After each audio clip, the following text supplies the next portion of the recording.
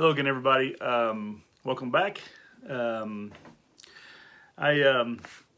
wanted to tell you guys a story, and I hope to hear some feedback, similar stories. But when I was in the Army, when I was at Fort Bragg, I was stationed in the 8th Airborne Division, and every once in a while, you do some drop zone detail, this kind of duty, and it's for covering shoots and this kind of stuff. And although I'd done it before, this one was one. It was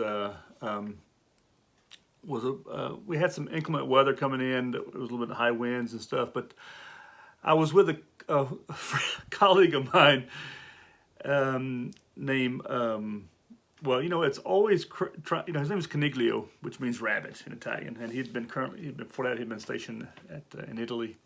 And so people called him Rabbit. We also called him Ron Jeremy. And any of you guys that are listening who serve with us, you know who I'm talking about.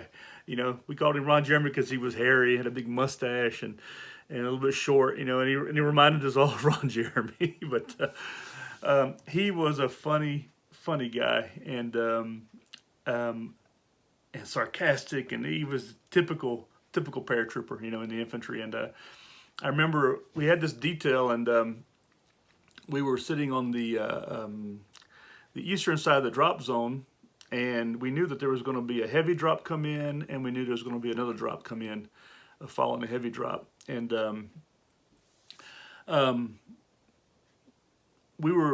he and I had been talking while we were waiting, about a good book that he had read called Operation Rainbow, I believe is the name of it. And it was about aliens and that kind of stuff. And man, he was really just telling me about these different types of aliens, these gray ones. It was very interesting actually, and it was written by some general. But I've never found the book. I would love to find it and read it. But anyway, so we were talking about this. So it was sort of it was like one of those dark nights. I don't believe there was any moon that night.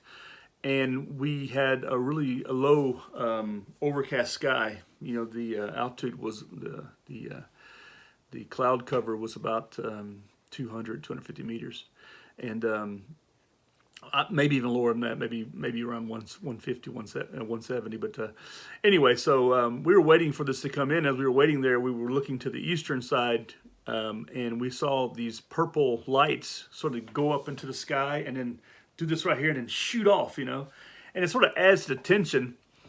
And although we knew what this was, these were the Air Force weather guys who were sending up these balloons with these chem lights on them that they could see, and to see how the different levels of wind was going on, and they were figuring out the wind, all the stuff for the jump, make sure it's a safe jump, this kind of stuff. Well, we would sit there watching that, and it sort of freaks you out, when you see this, and you've been talking about aliens for the past hour, and then suddenly we see this huge glow coming from the, I believe it was coming from the north, yeah. Okay, we were on the western side of the drop zone, western side next to the bleachers, not too far from the bleachers, and we were looking to the east, and then we saw this glowing light in the clouds. It was like the clouds were like glowing, coming towards us, and it was like, it actually sort of freaked us out, and we could hear, then suddenly we could hear the engines of the C-141s, and then suddenly it was like, if you'd have filmed it and not knowing what it was, it would have freaked you out. But that's not what freaked us out. We were already on tension, on a little tension there because of just the conversation we'd had and the atmosphere, and but suddenly from there was a break in the clouds, and these two huge spotlights from the C-141 came out, and they were like, spotlighting the ground, and these are huge, very, very powerful lights, and they passed over us, but and then we thought, that's a heavy drop, and the way the wind's blowing, that's going to blow the heavy drop platforms right on top of us. So we ran as fast as we can. We jumped in this huge ditch, which is near there, and we climbed inside this cupboard that was there, and we waited. And man, we're sitting inside that waiting, and we were afraid to stick our heads up because you don't know where these things are going to land. And it took us a little while, and finally we heard nothing. The birds had passed over. It was a good 30 seconds. We still had no nothing. You know, normally you can hear the chutes pop, you can hear the movement in the air, and then you hear the boom, the containers and the platforms landing with the heavy drop on it. And we heard nothing, so we crept out and looked around, you know. And I remember getting a radio call afterwards, you know, telling us to, you know, that everything's been DX, the whole jump's been because of the weather, it's been canceled, and we needed to meet over at the parking lot, you know. But I tell you, actually not the parking lot. We had to go to the actual where the weather guys were at, and this all. And I tell you, it was like it was so surreal, you know. But it was sort of a funny situation, you know. I mean, one of those funny situations where you're on the drop zone, you know exactly what's going to happen, but it still sort of freaks you out a little bit, you know. But yeah, I mean, you don't want to get, you know. I've landed on vehicles before jumping, because typically what the Army does is they jump all the vehicles in first, and then right after them, they jump all the paratroopers out. You know, so these vehicles are going to be your artillery guys, your armor guys, all your support people. They're hitting their vehicles hitting the drop zone first, but then you as the infantry, you're coming out right after them, and then they're following along deeper into the. Well, it depends on where you want to place people, you know, along the drop zone, you know. But yeah, that was a very surreal, crazy night. But one of many with Caniglio, because Caniglio was so funny. I mean, he was, you know, just a character, you know. And we had a whole bunch of these great characters within our platoon. It just made life sometimes unbearable and sometimes overbearable. I mean, it's just so crazy being with these guys. I mean, they were funny as can be, and it made life a lot better, you know, when you're out doing stuff. Another quick story: we were in Texas, in New Mexico, on the Mexican border, on an operation. And we were just observing the border, and we were working with local authorities to capture drug smugglers and people crossing the border with drugs and that kind of stuff. And we actually set up live ambushes, this kind of stuff. But I remember we had this flash flood. We were living in this canyon, actually, and we had this flash flood, and the water came up almost like within inches of, because we had these tents and we had cots in them, because we were being logistically supported, you know, and it was our company patrol base, basically. And we had I believe we had, did we have all three platoons there? Maybe only had one. I think we only had one platoon there. But we were doing normal training and stuff. We would actually do infantry training while we were there, and we would run patrols, this kind of stuff. It was a 3-week exercise we were on. But anyway, I remember we had hiked up along the border, and we had we got this flash flood warning coming in, and we could see the lightning coming, and so we beat feet to get off the mountains which were overlooking it and get back. And we got back. I mean, it just hit really hard, and I remember the water was like I said, it was about a foot deep. And guys, I mean, it just was just a blast, you know. And we have some pictures of all of us together, you know, in the water, and guys were surfing and this kind of stuff, because the water was moving pretty quickly. But it was a fun time, a great time to just sort of relieve a little bit of stress, you know, a little bit of stress of working and this kind of stuff. And you know, it just goes back to the things I love. I'm a straight man who loves hanging out with alpha males. You know, I love being with guys. You know, I loved hanging out with them and doing stuff with them that we did. It was just a blast. I enjoyed my 10 years in the Army, and it made it more enjoyable with the people you were around, you know. But anyway, I just wanted to you know, tell you some of these little stories. I'll tell what I can when I was in the military. A lot of stuff I don't really care about talking about, but this was one of those funny situations. Another one was I got my ass chewed out by my squad leader one time. We had Sergeant Thomas Postal, man. I love you, man. I love you. He's a great guy.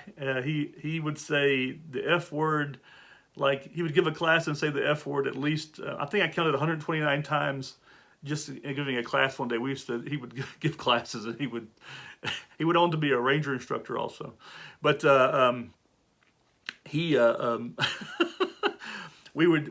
done the passing review for the All-American Week, and I think it was the training that we had done. It was like you do training the day before, and then the actual passing review, you go down and the whole division's on the Pike Field and you do a passing review, and everybody hates that. I don't know anybody who likes doing that, who liked doing it.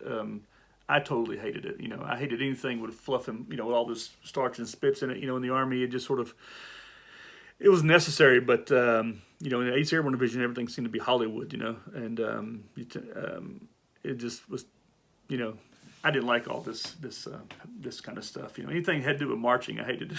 Anyway, but I remember he was behind me, and because they put the tallest people, I think, in the front, and then the shortest people. And he was shorter than I was, but he was behind me, and I was moving a little bit. Had a little bit, it was hot. I wasn't feeling too top, that good that day. I was quite tired, and but I was feeling really hot, and I was like, sweat just rolling down your body, and through your back, your crack of your butt, all this kind of stuff. And I was, my legs were tired, and I was moving my legs a little bit, which you could do, but he didn't like that. So when we got back, he locked me up and put me in front of when we say lock up, he didn't put me in chains. Basically, you're in a position of attention or a position of parade rest. I was in a position of parade rest, and in front of a tree that was right outside right outside our company headquarters, our company building. And I was out there about 45 minutes, and people were, typical. I mean, you gotta love your brothers. They open the windows up and they mess with you the whole time. Like, hey, what you doing out there? And I even remember Sam Hall that day. Yelling at me. But yeah, very typical Army day. And you just sort of you mess up and you just sort of learn from it. You move on. And I sure as hell didn't move around the next day that I can remember. But oh man, I tell you, that's just one of those many days in the Army you're dealing with, where, it's the discipline, dealing with all the camaraderie is just fantastic, and yeah, there are people that you just hate. You hate them so much, but there are also people out there you just love, and there's the list is too long.